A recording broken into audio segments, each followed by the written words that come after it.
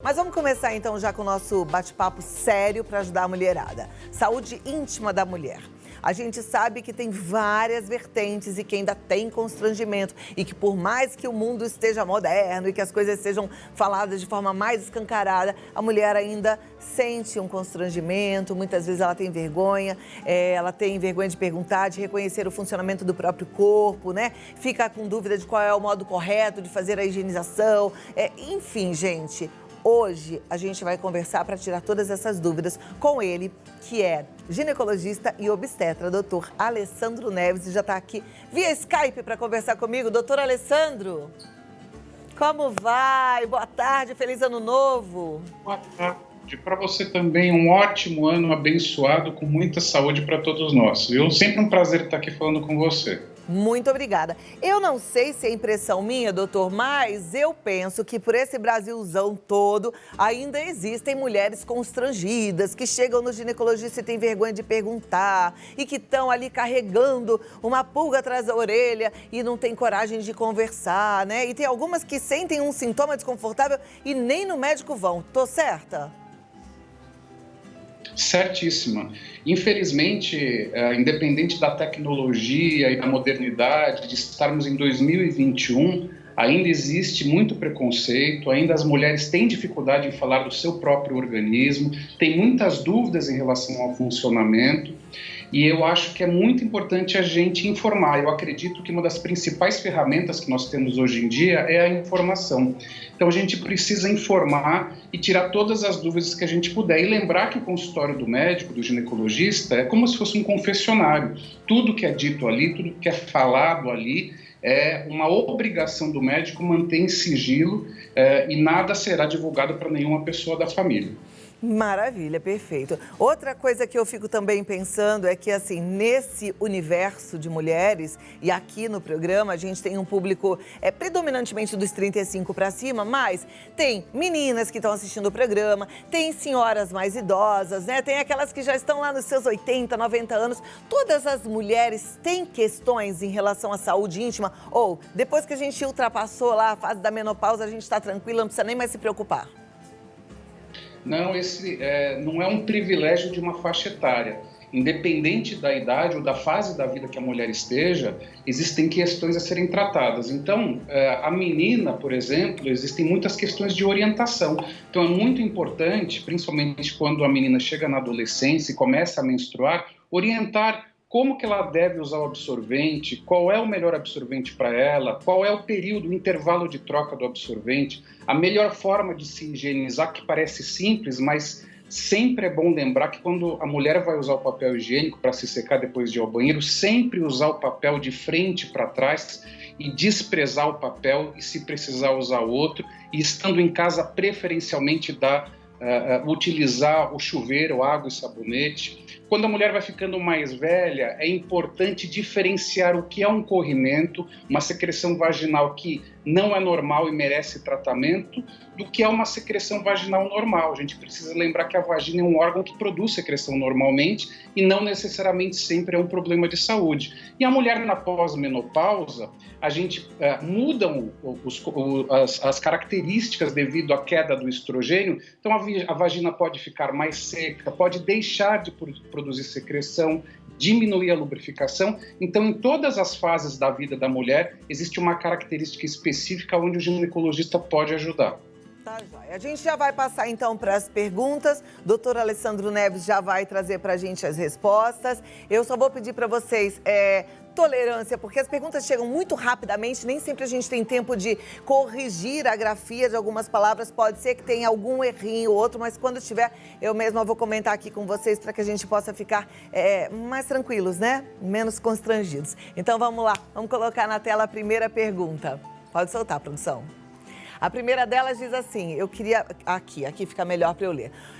Uso anticoncepcional contínuo há 4 anos, desde que minha filha nasceu. Descobri miomas na gravidez, mas deu certo, pois não menstruar é libertador. Mas noto que ele afeta minha libido. Como mudar isso? Se eu falhar um dia com medicamento, tenho sangramento.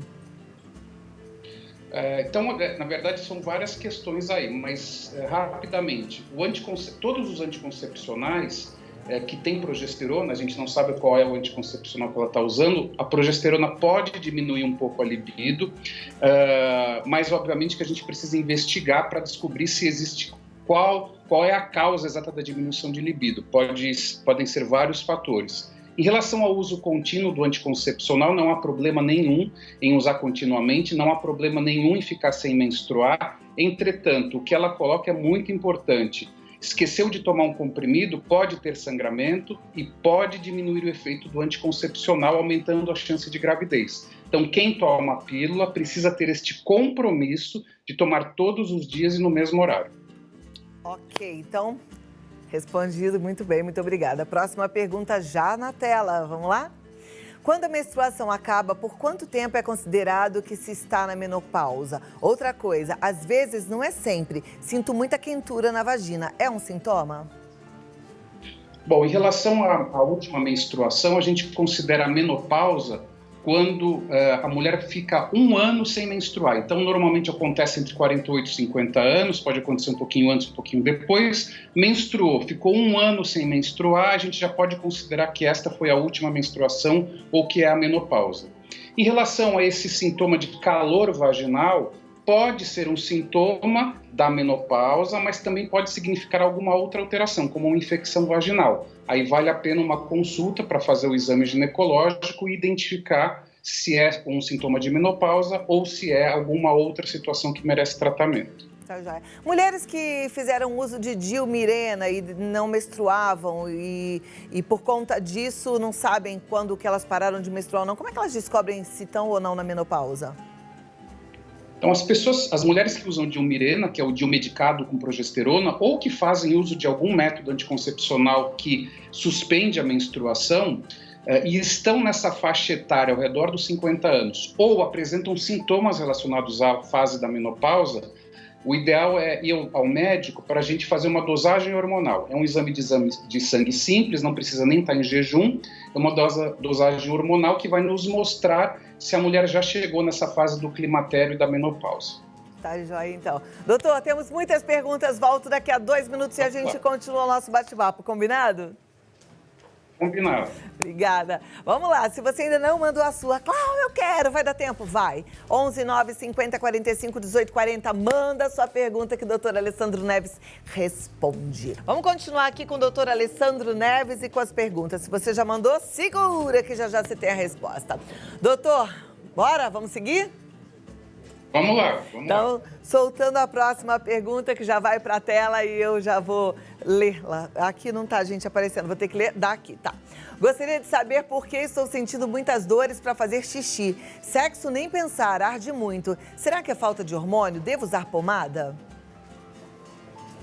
Olha, a dor na hora de fazer xixi, a hipótese principal é infecção urinária. Então, é importante procurar um médico, fazer um exame de urina para ver se é infecção urinária mesmo. Agora, se a ardor não for na hora do xixi, se for na hora da relação sexual, pode ser sim falta de hormônio, por conta daquela queda de estrogênio que causa uma secura vaginal. Mas aí a gente precisa de um exame. Então, pode ser menopausa, mas a gente precisa tomar cuidado para ver se não é uma infecção urinária e, se for, precisa tomar antibiótico. E tem que tratar, hein, gente? Não pode ficar aí carregando dor, desconforto, sem procurar ajuda. Não à toa. Olha, eu tô aqui com o doutor Alessandro Neves, mas assim, eu quero que você, depois desse bate-papo, tome as suas providências de buscar o seu médico de confiança. Até o doutor Alessandro Neves também está à disposição. Mas a gente não pode ficar de braço cruzado. Lembra do que eu falei no começo do programa, né? Bora para a próxima pergunta, então. Já vai para a tela. Não é essa. Vira aí. Por conta de um mioma, precisei retirar o útero há 3 anos e fiquei apenas com os ovários. Sentia um grande mal-estar, parecido com queda de pressão. Agora, embora tenha vontade de fazer sexo, não tenho lubrificação. É normal isso? Relação acaba ficando ruim. Tem como corrigir? Não, isso não é normal. Quer dizer, se é uma mulher que com seu companheiro tem uma vida, sempre teve uma vida sexual normal, sempre teve lubrificação vaginal e agora deixou de... Caiu o Skype? Será? Travou o doutor Alessandro Neves. Travou.